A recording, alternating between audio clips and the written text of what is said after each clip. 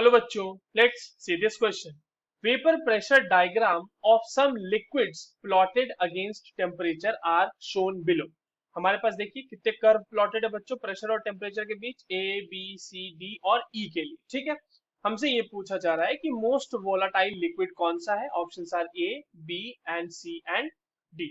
चलिए इस क्वेश्चन को सॉल्व करते हैं, और सबसे पहले तो ये देखते हैं बच्चों कि इस क्वेश्चन को सॉल्व करने के लिए हमें कौन से की कॉन्सेप्ट की जानकारी होनी चाहिए। देखिए ये जो सवाल है हमारे पास बच्चों, ये बेसिकली वेपर प्रेशर का सवाल है, और वेपर प्रेशर से हम लोग कैसे ये पता करेंगे कि सब्सटेंस जो है हमारे पास वो वोलेटाइल है या नहीं, वो देखते हैं। सबसे पहले वेपर प्रेशर समझते हैं। लेट्स से कि आपके पास एक कंटेनर है बच्चों, ठीक है, इस तरह से हमने एक कंटेनर ले रखा है, ठीक, और यहाँ पर आपके पास लिक्विड है, ये आपके पास लिक्विड है, और किसी भी टेम्परेचर पे इसके ऊपर कुछ इसके वेपर्स बन रहे होंगे, है ना। ये आपके वेपर हमने बना दिए यहाँ पे, ये किसी भी टेम्परेचर पे हो रहा होगा। सो vapour pressure is basically the pressure exerted by the vapors of a liquid on its surface at any temperature is called as vapor pressure। ठीक, तो आपके पास ये लिक्विड है, मान लो इसके कुछ वेपर्स आपके पास बने हुए हैं, तो एक किसी भी टेम्परेचर पे बच्चों ये जो प्रेशर एक्सर्ट कर रहे होंगे लिक्विड के सरफेस पे, है ना, pressure pressure by vapors pressure by vapors on the surface of liquid, on the surface of liquid, वही हो जाएगा आपके पास वेपर प्रेशर, राइट।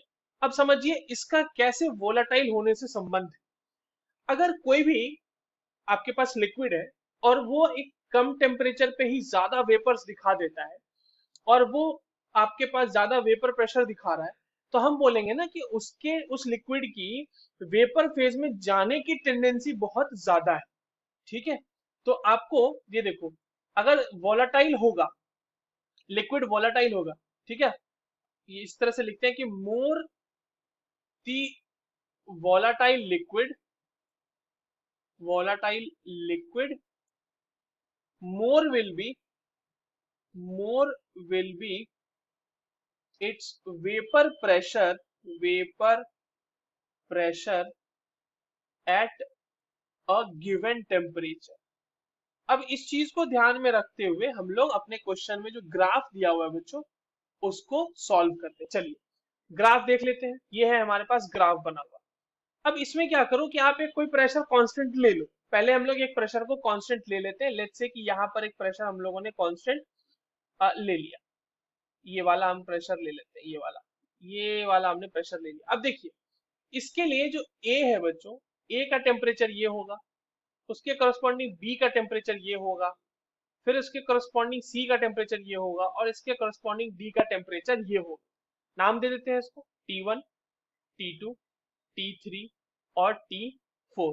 तो ये तो आसानी से देख पा रहे हैं ना हम कि T1 हमारा सबसे छोटा है, और T2 फिर बड़ा है, फिर T3 है, और फिर T4 है। सबसे कम टेम्परेचर पे T1 टेम्परेचर पे A का उतना ही वेपर प्रेशर मिल रहा है जितना B का T2 पे मिल रहा है, T3 पे C का मिल रहा है, और T4 पे D का मिल रहा है। तो इसका मतलब ये है ना कि कम टेम्परेचर पे ही A उतना ज्यादा वेपर बना दे रहा है जितना बाकी के ज्यादा टेम्परेचर्स पे बनाएंगे। तो सबसे टेम्परेचर मिनिमम किसके लिए आ गया, लीस्ट टेम्परेचर आपके लिए किसके लिए आया बच्चों, least temperature is for a. इसीलिए ए आपका जो होगा सबसे ज्यादा वोलाटाइल होगा। ए इज मोस्ट वोलाटाइल, यानी इसके वेपर फेज में जाने की टेंडेंसी सबसे ज्यादा है। Now coming to the options, so the correct answer will be option 1। I hope you understood this well. All the very best.